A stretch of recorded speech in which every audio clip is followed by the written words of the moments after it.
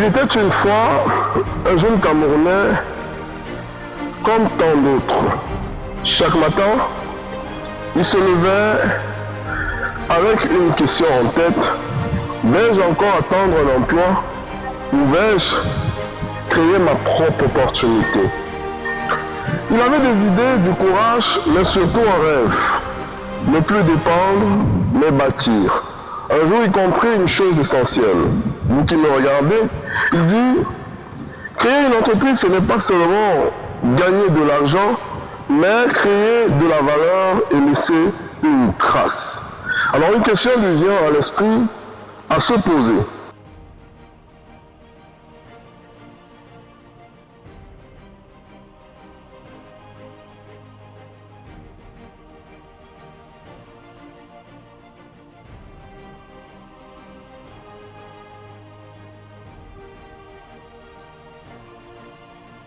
Oui, une question. Et si ce jeune Camerounais, c'était toi? Et si ce jeune Camerounais était toi? La première question que l'on se pose tous, chaque fois que nous voulons créer une entreprise, c'est de savoir quelle est la démarche à suivre. Parfois, nous nous rapprochons de nos aînés qui ont déjà créé une entreprise. Et étant donné que parfois ces personnes-là n'ont pas le désir de nous accompagner dans la création de notre entreprise, parfois ils nous accompagnent, nous nous demandons toujours, après avoir créé cette entreprise, quelle aurait dû être la bonne démarche. Aujourd'hui, dans cette première partie, nous vous parlerons de l'aspect économique de la création d'une entreprise. La bonne démarche pour créer une entreprise au Cameroun. Déjà, quand nous parlons d'entreprise, il faut bien comprendre de quoi il est question. Une entreprise est la volonté de plusieurs personnes de mettre en commun leurs biens ou leurs activités pour pouvoir créer d'autres biens et services commercialisables sur un marché. Quand nous parlons de commercialisable sur un marché, nous comprenons toutefois qu'une entreprise a pour objectif de rechercher du profit. Contrairement aux associations et aux ONG, la question donc qui reste à se poser, c'est quelle est la bonne démarche pour créer une entreprise. Et pour répondre à cette question, on se retrouve après le générique.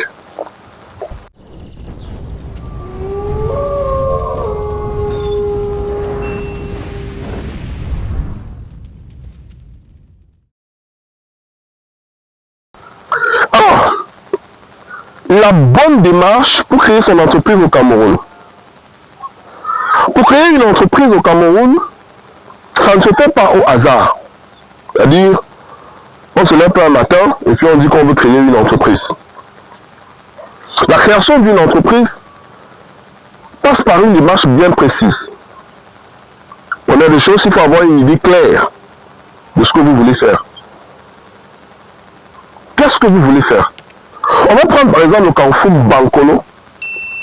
Quand on regarde le Carrefour Bankolo, on se rend compte que au Carrefour Bankolo, il n'y a pas de poissonnerie. Il n'y a pas de microfinance, ni des alimentations. Par exemple, il y a Jojo sans publicité. Il y a d'autres alimentations aux environs, mais il n'y a pas de poissonnerie. Alors dès lors que vous avez déjà cette idée claire qu'il n'y a pas de poissonnerie, on va donc étudier la faisabilité du projet. Est-ce que le projet d'installation d'une poissonnerie dans ce coin peut générer des revenus? Parce qu'il y a des personnes, vous savez bien faire de la pâtisserie, vous venez en Bankolo par exemple, ou à Bastos, vous installez un restaurant. Or, vous n'avez pas pris la peine de savoir s'il y a des acheteurs. Par exemple, vous venez dans un quartier où les gens ont l'habitude de manger un plat de 500 francs. Et vous les installez un restaurant, ils vont manger le plat de 2500. Qui sera vos clients? Vous serez obligé de temps à autre d'aller chercher les clients très loin. Par contre, si vous aviez installé un restaurant et que vous aviez commencé à partir de 500 francs, c'est-à-dire que vous avez mis le plat à 500. Alors là, vous pouvez trouver les clients de 500. Maintenant, vous mettez les plats de 1000 francs, vous mettez les plats de 2500. Mais il faudrait bien que ce soit pour 500, pour 1000 francs, pour 2500, que la qualité soit bonne. Donc, une fois que vous avez votre idée claire, vous devez donc passer à ce qu'on appelle la rédaction de votre idée. Si j'installe une poissonnerie en Bankolo, je vais vendre à qui? Je vais acheter chez qui? Quel sera mon chiffre d'affaires prévisionnel? Quel sera mes charges? Et combien je vais gagner chaque mois? C'est ça qu'on appelle la capacité de l'activité à pouvoir générer des revenus. Parce que vous devez savoir que vendre ne veut pas dire qu'on gagne. On peut vendre sans gagner. Alors, une fois que vous avez eu votre idée claire et que vous êtes rendu compte que l'activité peut générer des revenus, vous prenez donc sur vous l'aspect de formalisation de votre entreprise. C'est-à-dire que vous avez choisi un type de société, encore appelé la forme juridique de votre société. Pour commencer, rappelez-vous qu'au départ, j'ai bien dit que la société est la volonté des personnes. Venons dire que vous êtes une personne et la société que vous avez créée est une autre personne. Donc, quand vous prenez la forme juridique, quand vous choisissez la forme juridique de votre société, il faut prendre très au sérieux cet aspect-là. Au Cameroun, on distingue deux formes juridiques pour les entreprises. L'entreprise individuelle et les sociétés commerciales. L'entreprise individuelle, au Cameroun, on parle des établissements. Quand vous voyez souvent établissement Tefouette, établissement Mandilaris, établissement Jojo et Patrick, établissement Marie, établissement François.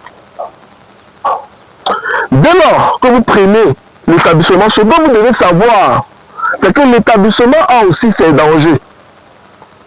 Le premier danger de l'établissement, c'est que vous partez rechercher du financement auprès des microfinances. Vous partez rechercher des financements auprès des établissements financiers, notamment les banques. Vous prenez un crédit de 60 millions pour lancer une activité en Bankolo, par exemple. Sauf que, après 6 ans d'exploitation, vous vendez, bien sûr, mais vous ne réalisez pas de profit. C'est-à-dire vous créez dans votre capital. Arrivé à terme, vous ne parvenez pas à rembourser votre crédit. Et dès lors que vous ne pouvez pas rembourser votre crédit, ça devient un peu difficile. Difficile pourquoi? La banque vous met la pression, les intérêts sont en train de courir, mais les employés aussi vous mettent la pression parce qu'il faut payer les employés.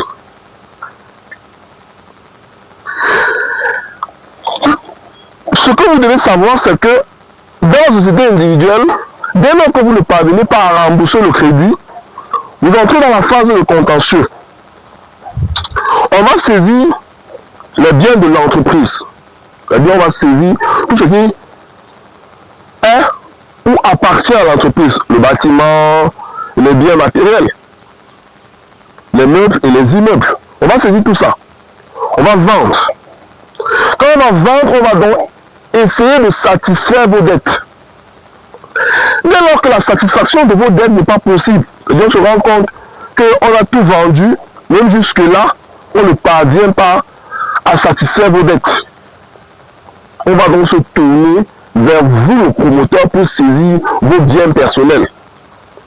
Si vous avez un immeuble ou un bâtiment à Douala, vous avez un autre à Mafoussa, on saisit tout. Ça, c'est le danger des établissements. Par contre, quand vous prenez la société commerciale, c'est autre chose. La société commerciale se dissocie du promoteur. C'est-à-dire, on ne peut pas satisfaire les dettes de l'entreprise au point de saisir les biens des promoteurs. Ou alors, appelle les sociétés commerciales les sociétés de capitaux. Les SAL, les SAS, les SA. 5 sociétés à responsabilité limitée, SA société anonyme, la SAS société par action simplifiée. Là-bas, la création de la société est formellement dissociée des biens ou de la création de la personne ou de l'identité de la personne qui est le promoteur. Alors, une fois que vous avez choisi votre forme juridique, dans votre démarche, l'immatriculer au centre de formalité et de création des entreprises, CFCE. Dans tout le territoire camerounais, il existe dans chaque région une direction du CFCE. Vous y allez, vous déposez les documents demandés. S'il s'agit de l'établissement, vous avez besoin d'un plan de localisation, vous avez besoin de la photocopie de votre CNI et vous aurez besoin d'une somme de 61 500 francs. 61 500 francs. Donc, une fois que vous déposez pour l'établissement, vous reviendrez après 2 semaines, voire 1 semaine et demie, pour récupérer votre registre de commerce. Le registre de commerce qui vous donne la possibilité d'être, comme on dit, autonome de vous. C'est-à-dire le territoire camerounais, sur le territoire camerounais, on sait qu'une entreprise existe en Mankolo au nom d'eux. Puisque quand on vous donne le registre de commerce, on insère cela dans le journal officiel, en anglais et en français. Mais au sortir du CFCE, ce que vous devez savoir, c'est que vous devez aussi immatriculer votre entreprise au service des impôts. C'est-à-dire que vous devez aller aux impôts, vous faire identifier.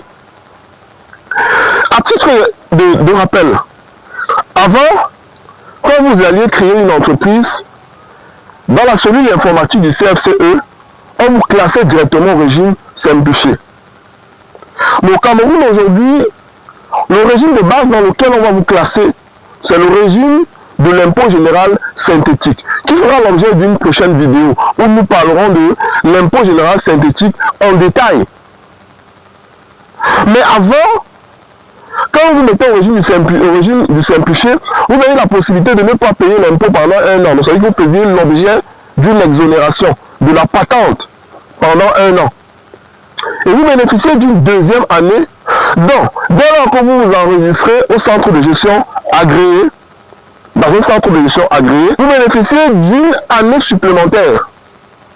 C'est-à-dire que vous deviez ne plus payer l'impôt pendant 2 ans. Mais aujourd'hui, avec la nouvelle réforme, les innovations de la loi de finances de 2026, il reste encore à savoir si cela est possible. Une fois que vous avez déclaré votre activité au service des impôts, ce que vous devez savoir, c'est que vous devez avoir une comptabilité. C'est vrai que la loi de finances demande aux jeunes entreprises qui ont un chiffre d'affaires inférieur à 10 millions de pouvoir surseoir le service comptable. Et je vais vous dire une chose. Quand on vous dit que vous devez payer les impôts en fonction de votre chiffre d'affaires, vous croyez que vous allez déterminer ce chiffre d'affaires comment si vous n'avez pas une comptabilité? Il vous faut une comptabilité pour déterminer votre chiffre d'affaires réel. Parce qu'il y a des entreprises où, bon, ils se retrouvent chez le fiscaliste, ils disent que, bon, gars, moi je vais payer l'impôt 60 000 francs. Lui ne veut pas payer l'impôt en fonction du vrai chiffre d'affaires qu'il a réalisé. On ne jongle pas les impôts. On ne jongle pas. Je vais vous dire pourquoi. Parce que dès lors que vous avez une déclaration à faire, imaginez un peu que vous déclarez que vous avez vendu pour 6 millions. Vous l'avez vendu à qui? À un client. Le client, à son tour, il doit déclarer ses charges. Parmi ses charges, il y a quoi? Ses achats. Mais lui, comme il réfléchit aussi comme vous, il doit augmenter ses charges. Il sera poussé à déclarer l'achat qu'il a fait en vraie partie. Il va dire, j'ai acheté chez Jojo 18 millions. C'est pourquoi en fin d'année, vous allez remarquer qu'on vous demande toujours de déposer la DSF, déclaration statistique et fiscale. Pourquoi on demande de déclarer ça? C'est pour avoir le détail, les informations sur tout ce que vous avez fait. Parce que lors de la confession fiscale, lorsque le contribuable a cette attitude de procéder à sa confession fiscale, il a toujours l'idée de pouvoir minimiser les produits et maximiser les charges parce qu'il sait qu'il sera en crédit d'impôt. Je vais vous dire une chose. Quand vous le faites, vous donnez les informations dans votre DSF. Les informations là, on peut checker. On prend et puis on check. Vous dites avoir vendu chez M. QAT. On part chez QAT, QAT dit qu'il a acheté pour 6 millions. Or, vous dites que vous l'avez vendu pour 2 millions. C'est l'écart. Maintenant, une fois qu'il y a l'écart, on fait ce qu'on appelle un redressement. Alors, dès que vous enregistrez aux impôts, pensez à mettre sur pied dans votre entreprise un service comptable. Vous faites former en gestion.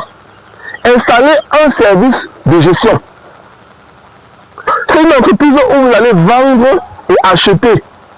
Si c'est une microfinance, si c'est une poissonnerie, si c'est un restaurant, si c'est un bar, si c'est un dépôt de bière, notamment comme celui qui est au Carrefour Bancolo, M. Ferdinand, établissement Ferdinand sans publicité, qui a un dépôt de boissons. Dès lors que vous avez un dépôt de boissons, vous avez une entreprise installée, un logiciel de gestion dans votre entreprise.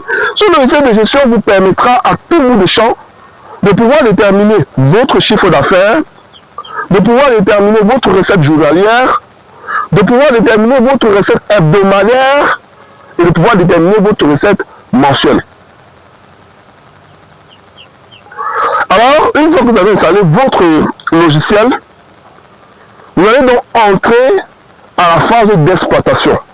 Dans la phase d'exploitation, la première chose que vous devez mettre en évidence, c'est vos différentes charges et vos différents produits. Parmi les charges, vous devez mettre en évidence les impôts à payer. Au Cameroun, après l'exercice 2025, nous avons fait face à un impôt qui est venu changer les choses, qui était bien avant contraire à ce qu'on fait aujourd'hui. Avant, nous avions l'habitude d'aller à la mairie, nous aligner, nous payer nos impôts. Mais aujourd'hui, ce n'est plus le cas. L'administration fiscale a dit, bon, on va donner la latitude au contribuable de rester chez lui et de déclarer ses impôts. Donc, vous faites donc ce qu'on appelle une confession fiscale. Mais non, étant donné que l'administration fiscale ne veut pas asphyxier les contribuables, on va donner la latitude de vous rapprocher des centres de gestion agréés pour pouvoir déclarer vos impôts et payer le minimum d'impôts possible. Jusqu'aujourd'hui, il y a des contribuables qui ne savent pas qu'en allant s'inscrire dans un centre de gestion agréé, ils vont payer leur impôt de moitié. Pour eux, le centre de gestion agréé est une entreprise qui va venir contrôler leur activité, qui va venir leur mettre dans les problèmes, mais que non. Le centre de gestion agréé est là pour vous aider, pour vous accompagner. Je vais prendre un dernier cas pour finir. Un contribuable qui fait un chiffre d'affaires de 20 millions. S'il réalise un chiffre d'affaires de 20 millions, il doit payer l'impôt d'1 million. En étant au centre de gestion, étant adhérent au centre de gestion agréé, il va payer l'impôt de 500 000 francs. C'est un avantage que l'administration fiscale lui a donné. Alors, pour ne pas tellement vous prendre du temps, parce que vous avez déjà accordé assez de temps en nous écoutant, dans cette première partie, nous allons vous dire que les jours à venir, nous vous parlerons de l'impôt général synthétique. Je vous assure, à ce niveau, il faudrait qu'on vous éclaircisse encore. Nous allons vous parler des impôts généraux synthétiques. Et si vous avez besoin de créer votre entreprise, de formaliser votre entreprise, je vous invite à nous appeler à travers ce numéro, le numéro de téléphone qui s'affiche. Une fois que vous nous appelez, on va vous donner les conseils, on va vous accompagner, et si vous avez besoin de financement, on va vous aider dans la recherche du financement. On va vous accompagner dans la création de votre entreprise et la formalisation de votre entreprise. On va vous aider à obtenir votre registre de commerce, votre numéro d'identité unique à être conformément à la loi camerounaise et conformément au Code général des impôts et la loi de finances de l'exercice 2026. on vous permettra de bénéficier de tous les avantages possibles en tant qu'entreprise naissante.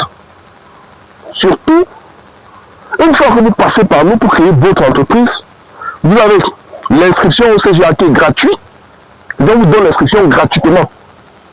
Vous avez un mois d'accompagnement au CGA gratuit, un mois d'accompagnement gratuit. Et maintenant, vous avez la possibilité d'avoir une réduction de 50% sur l'installation de votre logiciel de gestion. Quand nous parlons de logiciel de gestion, nous avons Ado, nous avons Sage et nous avons Matrice, que nous allons vous présenter dans les jours à venir dans une formation. Donc, nous allons faire des formations sur Sage, nous allons faire des formations sur Matrice, nous allons faire des formations sur Ado. Cette partie est achevée. Je vous dis encore une fois de plus, merci de nous avoir écoutés jusqu'à la fin de cette première partie.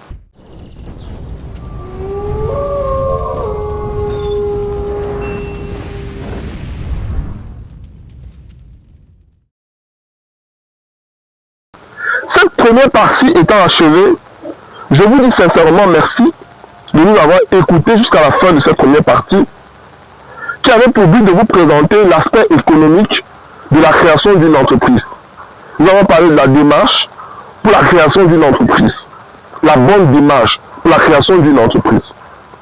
Mais sauf que la création d'une entreprise, comme nous l'avons dit, ne se fait pas de manière hasardeuse. Ce que vous devez savoir, c'est que pour créer une entreprise, il y a aussi son aspect spirituel. Je vous prends un exemple. Prenez un carrefour. Le soir en rentrant, regardez un endroit. Dites-vous, ici on peut mettre un call box. Partez. Revenez après 3 jours, vous allez trouver un call box là-bas. Je dis, ce que vous devez savoir, c'est que le commerce, l'activité commerciale a son aspect spirituel. C'est inévitable. Sinon, posez-moi la question de savoir comment vous êtes dans un carrefour. Vous vendez du poisson. Quelqu'un à côté, il vend du poisson. Vous vendez la même chose, vous avez le même service. À lui, lui, il vend quand tu ne vends pas. Il y a même des entreprises où vous avez le sac. Donc vous avez votre commerce que vous faites. Mais vous vendez comme de temps en autre que l'autre commerçant vient toujours prendre chez vous ou aller chez lui avec. Et quand même chaussures, il prend. Il a la même chaussure. Mais parfois, le matin, il prend une chaussure chez vous, il part chez lui avec. Vous restez votre année, pas le commerçant. On achète bien chez vous. Chez lui, on vend. Parce qu'il vient le matin, il prend votre recette journalière, il part avec. Ça, c'est l'aspect spirituel du commerce. Qu'on ne vous trompe pas, qu'on ne se trompe pas. Le commerce a son aspect spirituel. Beaucoup de personnes m'ont dit non, si je veux créer une entreprise au Cameroun, il va falloir que j'adhère à une secte, il va falloir que j'adhère à une loge, il faut que... Non, pas forcément. Quand je parle de spirituel, je ne parle pas forcément de loge, de société secrète. Non. Mais le commerce a ses lois et qu'il faut respecter. Vous pouvez venir le matin, vous avez laissé un endroit fermé toute une nuit, vous venez, vous ouvrez, vous commencez à vendre comme sinon, pour vous, c'est comme ça.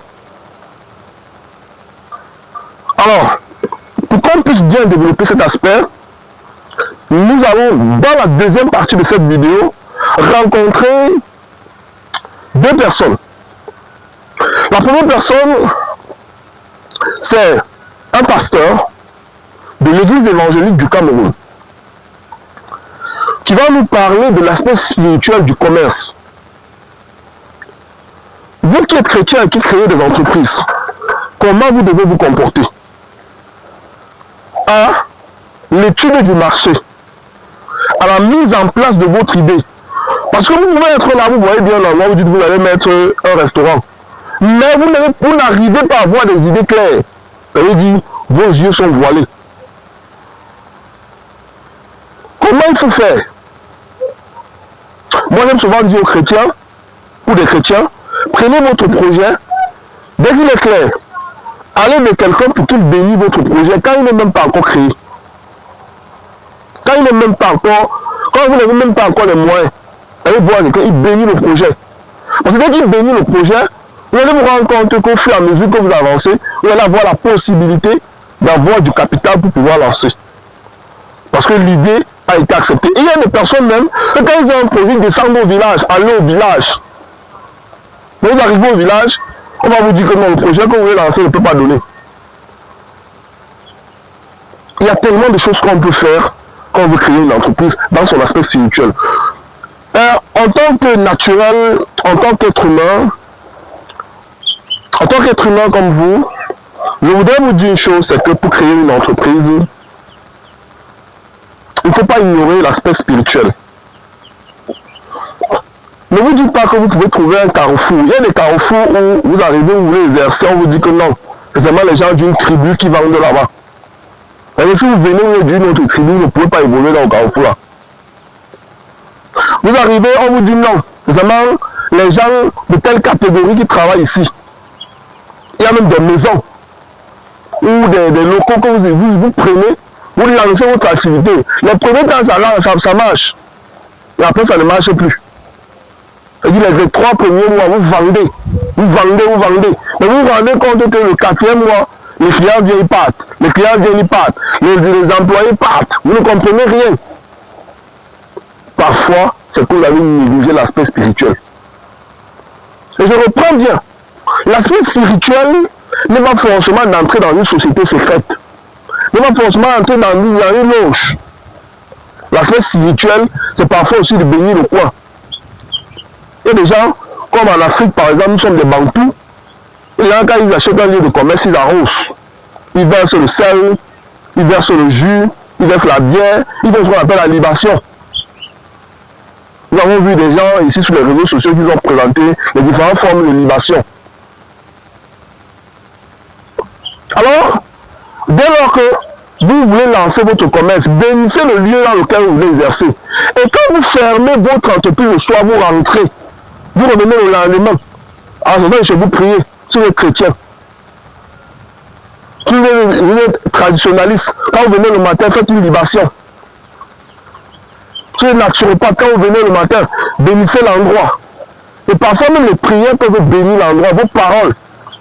Quand vous ouvrez l'entreprise, vous parlez. Parfois si c'est un employé, rassemble les employés le matin, priez le matin. Les chrétiens, c'est ce qu'ils font. Mais je vous le dis encore, si dans un marché, vous vendez les chaussures, dans un coin vous vendez les chaussures, il y a beaucoup de gens qui vendent les chaussures. Qu'est-ce qui va motiver un client X à laisser un client pour venir, à laisser un fournisseur pour venir chez vous?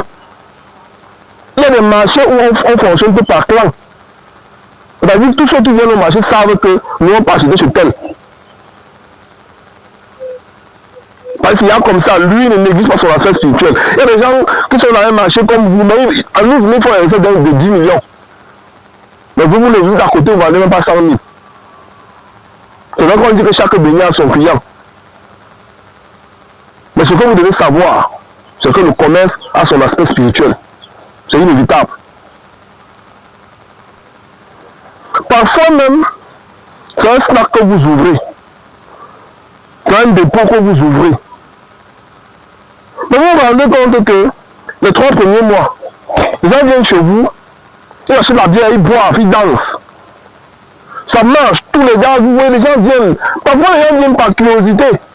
Ils ne voient ce qui se passe là-bas. Mais il y a d'autres personnes qui viennent avec de mauvaises énergies. Donc, comment tous ceux qui ont dans vos entreprises ont des bonnes énergies? Ils ont des mauvaises énergies. Ils entrent là, ils asseyent. Ils disent ok. Donc malgré tout ce qu'on a fait, il a quand même ouvert. Il va voir. Vous, naïvement, vous savez que le jour où on a vendu 500 000, on a vendu 10 millions, on a vendu 15 millions, on a vendu 300 000. Mais c'est un danger si vous laissez la partie spirituelle. Toute entreprise, pour qu'elle évolue, a besoin qu'on la ressource spirituellement. Ayez parfois de bonnes pensées pour votre entreprise. Ne vous découragez pas. Ayez de bonnes pensées pour votre entreprise. Je veux que d'ici 10 ans, que mon entreprise soit comme ça. Je veux que d'ici 7 ans, mon entreprise soit comme ça. Ayez de bonnes pensées. Ne vous souciez pas des gens qui partent. Pensez plutôt à ce qui vous attend devant. Les défis à remonter. Les nouveaux challenges. Et parfois, il y a la possibilité de négliger certaines choses. Et il y a la possibilité que chaque fin de mois, vous avez une culture que vous faites. Peut-être Salaka. Il y a beaucoup de personnes qui ouvrent la ne font même pas les Salaka. Ils ne font pas les Salaka. Vous partagez. Parfois, il y a eu des entreprises sans publicité comme le réseau Lange, où le premier jour, ils ont fait ce qu'on appelle les offres. Vous faites un bon petit Salaka. Et c'était bon. C'est un partenaire à nous, en passant. Je vais vous dire une chose, c'est que l'entreprise a son côté spirituel à ne pas mettre la croix dessus, si vous voulez grandir dans le commerce. Je vous ai pris un exemple très simple. On a 3 boutiques qui sont alignées là, tous font dans le secrétariat. Mais vous allez rendre compte que votre voisin qui est à côté, en une journée et en un mois, les gens entrent, les gens sortent, les gens entrent, les gens sortent, les gens entrent. Mais chez vous, personne n'entre. Vous commencez à dire que non, oh, c'est obligé que les gens qui sont dans la secte, oh, lui il est dans la secte, lui il a les gens, oh, je n'ai rien de tout ça. Je sais que lui connaît, il a travaillé son côté spirituel, il prie le matin. Quand il ouvre sa boutique, il prononce des bonnes paroles. Vous, parfois, vous venez le matin, vous avez même les problèmes, vous partez ouvrir la boutique. Vous venez le matin, vous ouvrez la boutique. Quand vous laissez une boutique fermée toute une nuit là, vous pensez que rien ne se passe là-bas. Vous pensez que toute la nuit là, ça reste comme vous avez laissé là. Non, mon frère, ça reste comme ça. Et on se balade la nuit. On a tous vu que la nuit, il y a des gens qui se promènent. Ils vont fermer la boutique. Il y a des gens qui viennent là au marché. Parfois, c'est les serpents. Il y a des gens qui ont les serpents qui se baladent dans les marchés. Parfois, c'est les totems qui se baladent dans les marchés. Maintenant, vous, quand vous venez le matin, vous prenez position de votre milieu. C'est-à-dire, vous faites ce qu'on appelle chasser les mauvaises énergies et rester avec les bonnes énergies. Aussi, dans la nuit, quelqu'un vient déposer une mauvaise énergie, là, vous balayez ça. Avec les paroles, vous balayez ça. Avec la libation, vous balayez ça avec les activités que vous allez faire, qui vont nettoyer le coin. Donc, comme je disais tantôt, on va suivre ce que le pasteur va nous dire. Et ensuite, on vient pour clôturer cette vidéo. Et n'oubliez pas, si vous avez aimé cette première partie, laissez-nous un coup de pouce. Si c'est sur WhatsApp, laissez-nous un j'aime. Ou partagez, vous aussi partagez dans notre groupe pour aider ceux qui veulent créer des entreprises. Si c'est sur TikTok, likez, abonnez-vous à la chaîne, abonnez-vous à la page. Si c'est sur Facebook, abonnez-vous à la page alors. Si c'est sur YouTube, abonnez-vous à la page. Laissez-nous un encouragement pour le travail que nous sommes en train de commencer. Pour que nous n'arrêtons pas. Parce que votre encouragement nous aidera à faire plus de vidéos, à aller faire plus d'interviews pour vous aider à grandir. Pour nous aider tous ensemble, parce que nous aussi on apprend à travers ce qu'on est en train de faire. Puisque même ce qu'on vient de faire comme cette vidéo, il y a quelques petits couacs, il y a quelques petits coquilles. Et dans les commentaires, pensez à nous apprécier et à penser à nous critiquer.